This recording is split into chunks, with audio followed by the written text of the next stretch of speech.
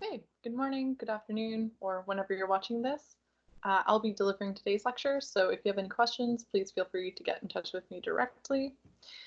Um, this lecture will be broken up into three main parts based loosely on different themes relating to Indigenous resistance and activism in Canada between 1960 and now.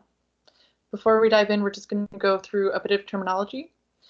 So first, diving right in, we're going to define sovereignty, which is frequently used to denote Indigenous land sovereignty or sovereignty as it pertains to self-governance.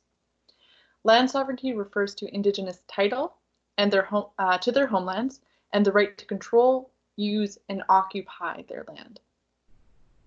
This is inherently at odds with the doctrine of discovery and terra nullius, which were used to legitimize colonization around the world, including Canada. The doctrine of discovery includes all doctrines, policies, and practices based on advocating superiority of peoples or individuals on the basis of national origin or race, religion, ethnic, or cultural differences. Terra nullius is a Latin expression meaning nobody's land and denotes land that has never been part of a sovereign nation state. For example, the reason that most of British Columbia is unceded is that Joseph Tretch, the province's first lieutenant governor, insisted that First Nations peoples had never owned land, so it didn't need to be negotiated with. Self-governance or self-determination, on the other hand, is exactly what it sounds like. Indigenous peoples determining their own forms of government and governing themselves. Self-governance was diminished by the 1876 Indian Act, and a reoccurring theme we'll talk about today is the Canadian government's preference to deal with band councils or the government structure imposed by the Indian Act rather than traditional forms of government. The extent to which Indigenous communities recognize the authority of band councils varies nation to nation. Settler colonialism is a distinct form of colonialism that functions through the replacement of Indigenous populations with an invasive settler society that, over time, develops a distinctive identity and sovereignty. Canada is one of many examples of a settler colonial society, the characteristics of which are as follows. First, that settlers come to stay. They are not posted to a colony for a limited period of time. They establish a permanent population. Settler colonialism is a structure or process, not an event. That's to say that it develops over time and is not an event settler societies move past. It's a state we exist in. Settler colonies promote the image of a supreme and unchallenged settler state.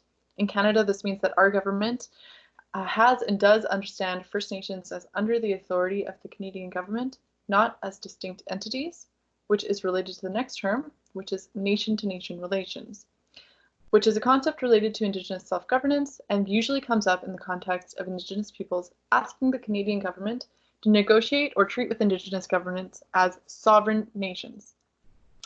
Our history of settler colonialism makes this complicated, and there's not a specific consensus on what a nation-to-nation relationship would look like. And the current administration has taken advantage of the vagueness of this term to enforce their own understanding of it.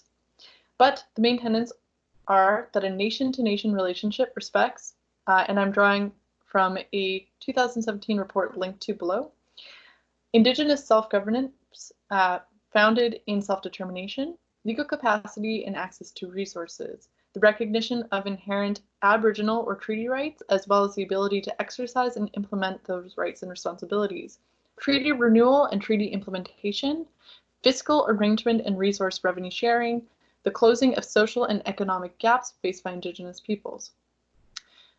The current federal government came to office on a promise of a, and I quote, renewed nation-to-nation relationship with Indigenous peoples based on recognition, rights, respect, cooperation, and partnership, end quote.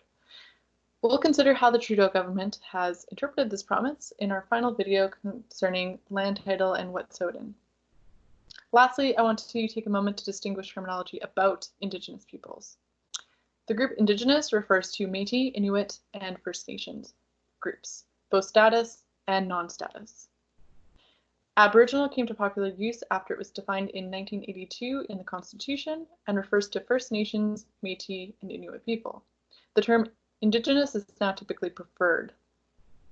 The term Indian refers to the legal identity of a First Nations person who is registered under the Indian Act. Using the term Indian in any other capacity is outdated and considered offensive due to its roots in colonialism. Native is a colloquial term that refers to Indigenous peoples. It's considered outdated and problematic in many circles, and therefore is not commonly used by non-Indigenous people anymore. If you follow the UBC link I've provided on the slide here, you'll find a site with a bit more information about the terminology if you require further clarification. If not, I will see you in video number 2.